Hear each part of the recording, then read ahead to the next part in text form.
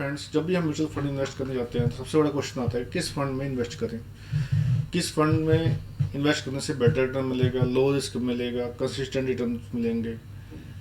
एक कैटेगरी में भी कई सारे इन्वेस्टमेंट के ऑप्शन होते हैं। अच्छी कंपनीज के फंड होते हैं, नामी कंपनीज होती हैं।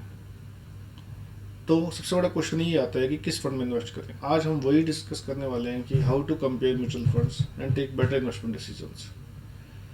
जब हम म्यूचुअल फंड में इन्वेस्ट करते हैं तो सबसे पहले हम देखते हैं रिटर्न्स क्या हैं, रिटर्न कैसे निकालते हैं। ये हम 2 पीरियड की एनएवी कंपेयर करके रिटर्न निकालते हैं।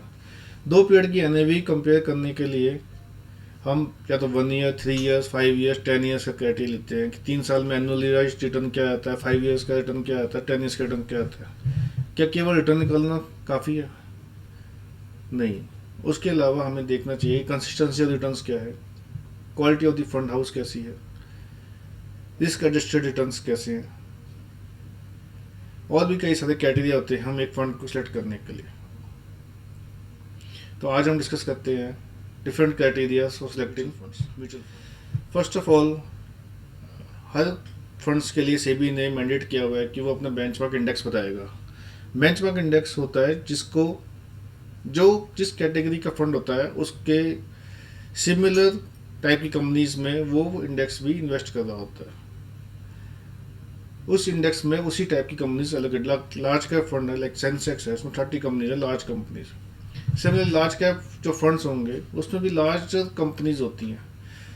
तो उनके लिए मोर और लेस बीएसई सेंसेक्स एक इंडेक्स फंड हो गया, एक बेंचमार्क इंडेक्स हो गया। मिड कैप फंड के लिए बीएसई मिड कैप इंडेक्स होता है। सिमिलर डिफरेंट इंडेक्सेस हैं जिसमें एक्सचेंज द्वारा रेगुलेटेड क्राइटेरियाज है, उसके अंतर्गत कुछ वेटेज दे के कंपनीज आती हैं। तो वो इंडेक्स को एक बेंचमार्क माना जाता है। उस इंडेक्स से अगर ज़्यादा परफॉर्म कर दिया तो fund out performing the index बोलते हैं, आउट परफॉर्मिंग द बेंचमार्क होता है। उससे कम तो उसको कहते हैं under performing the benchmark. But हमें ये देखना चाहिए कि अगर मार्केट रैली कर रहा है तो उस फंड में भी रैली आ रही है, उससे ज़्यादा रैली आ रही है, उससे ज़्यादा रिटर्न आ रहा है। और ये अगर मार्केट में स्लो डाउन है, नेगेटिव रिटर्न्स हैं, तो ज़्यादा नेगेटिव रिटर्न्स तो नहीं आ रहे। That is very important. तो इसलिए बेंचमार्क को जो ध्यान रखें। Second thing is riskiness of the fund. हम फंड्स में जब चेक करते हैं तो कई सारे रेशोज चेक करते हैं। उसमें से मैं कुछ बेसिक आपको 2 बताना चाहूँगा क्राइटेरिया जो आपके लिए बहुत इंपॉर्टेंट हैं, जो देखने चाहिए। एक होता है बीटा, जो वोलेटिलिटी फंड बताता है vis-a-vis its benchmark. Second thing is alpha. Alpha बताता है कि कितना रिटर्न ज़्यादा है विजा विज इट्स बेंचमार्क। तो बीटा हमेशा कम होना चाहिए क्योंकि हम रिस्क कम लेना चाहते हैं, और अल्फा हमेशा ज़्यादा होना चाहिए क्योंकि रिटर्न हमें ज़्यादा चाहिए, बेंचमार्क से ज़्यादा चाहिए। तो फंड्स में अगर बीटा सेम है तो अल्फा ज़्यादा होना चाहिए, उस फंड्स को हम लेना चाहेंगे। सिमिलरली अगर अल्फा सेम है तो बीटा कम होना चाहिए। तो इस हिसाब से हम कंपेयर करके अल्फा और बीटा एक riskiness of the assets, basic riskiness of the mutual fund बताती है।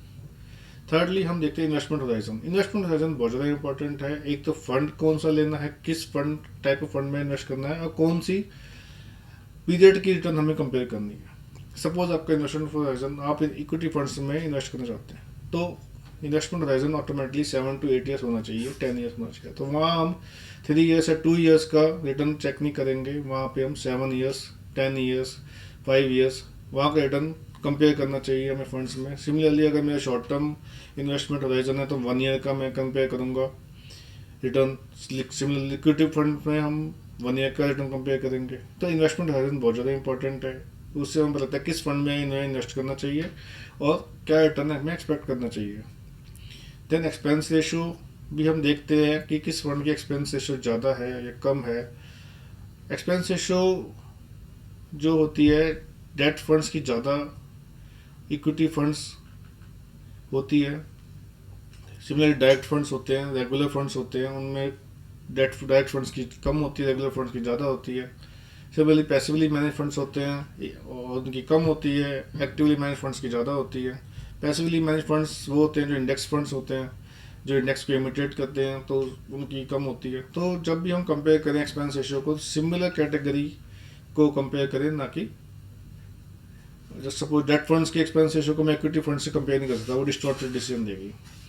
Then we have sector allocation. Sector allocation, हम लार्ज कैप में जाते हैं, मिड कैप में जाते हैं, सिमिलर फंड्स हैं, सिमिलर AUM है, सिमिलर एक्सपेंस रेशियो है, लेकिन रिस्कीनेस हमें सेक्टर से ही पता लगती है, किस सेक्टर में फंड इन्वेस्ट करता है, लाइक FMCG में इन्वेस्ट करता है या बैंकिंग फाइनेंशियल प्रीडोमिनेंटली।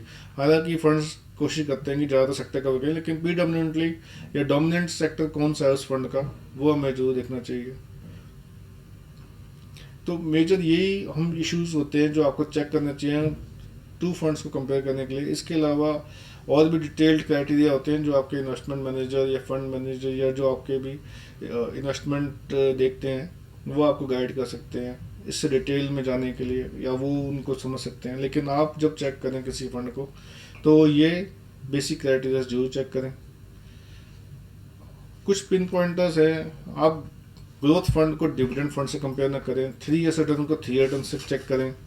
ये बेसिक मिस्टेक्स होती हैं, ये मिस्टेक ना करें कि ग्रोथ फंड्स को आप डिविडेंड फंड से चेक कर दें, क्योंकि एक फंड वो ग्रोथ फंड भी होता है, वही डिविडेंड फंड भी होता है, तो उन दोनों को आप कंपेयर ना करें।